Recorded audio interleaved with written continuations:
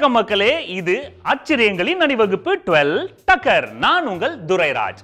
காடுகள் இல்லைன்னா நாடுகள் இல்லை, நம்மளும் இல்லை. அப்படிப்பட்ட காட்டை வாழ வைக்கிற வைல்ட் அனிமல்ஸ், அதாவது மிருகங்களை பத்தின 12 டக்கரான தகவல்கள் உங்களுக்காக. காட்டுல சுதந்திரமா வாழ்ற புலி ஏக் தம்ல 36 கிலோ மீட், அதாவது கறியை சாப்பிட்டுருமாங்க. நாட்டிலையும் ஒரு புலி இருக்கு. ஏக் தம்ல ஒரு புல் தந்தூரி சிக்கனை காலி பண்ணும், ஓசில வாங்கி கொடுத்தா. காட்டுல ஒரு வகை தவளை இருக்குங்க. அது பார்க்கறதுக்கு ஃபுல்லா கோல்டு மாதிரி இருக்குங்க. ஆனா அது அத்தனையும் விஷங்க. அது தோல்ல கிட்டத்தட்ட 100 பேரை சாவடிக்கிற அளவுக்கு விஷம் இருக்குன்னு சொல்றாங்க. ஆனா அதையும் லாவகமா சாப்பிடுறதுக்கு மிருகங்கள் அதே காட்டுலயும் இருக்கு.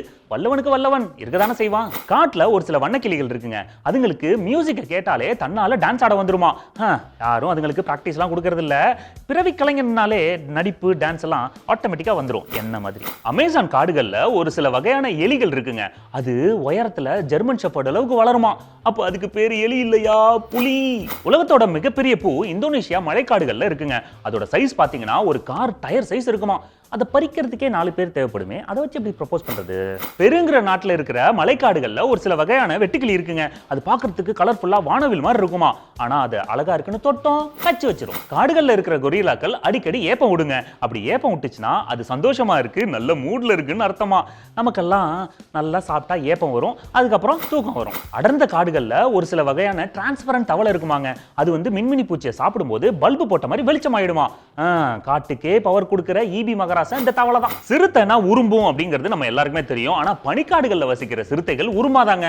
கொரோனானா இருமணும், சிறுத்தைனா உருமணும். இது பூனல்ல. காடுகள்ல பரந்த நிலப்பரப்புல வசிக்கிற ஒரு நெருப்பு கோழி பந்தய குதிரையை விட ஸ்பீடா ஓடுமாங்க. அப்புறம் எதுக்கு காடுகளுக்கு ஹார்ஸ் பவர்னு சொல்றாங்க, நெருப்பு கோழி பவர்னு சொல்லணும். அமேசான் காட்டுல வாழ்ற பச்சை கலர் அனகொண்டா தான் உலகத்திலே பெரிய ஸ்னேக்கா. இதுக்கு விஷம் கிடையாது, ஆனா ஆளை முறுக்கி மூச்சை நிறுத்தி அழகா முழுங்கிடுமா. இது தண்ணி கடியில 10 நிமிஷம் வரைக்கும் தம் கட்டுமா. அந்த விஷயத்துல, அதாவது தண்ணியில தம் கட்டுற விஷயத்துல நானும் அனகொண்டா தான், புரிஞ்சவன் தான் பிஸ்தா. Last but not least, Indonesia காட்டுல கொமோடோ டிராகன் அப்படின்ற ஒரு விலங்கு இருக்குங்க. அது பார்க்கறதுக்கு அப்படியே குட்டி காட்ஸ்லா மாதிரியே இருக்கும்.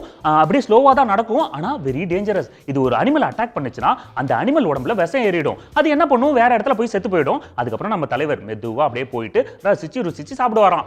ஓகே மக்களே, மீண்டும் சந்திப்போம். இது ஆச்சரியங்களின் அணிவகுப்பு 12 டக்கர் வித் மீ, உங்கள் துரைராஜ்.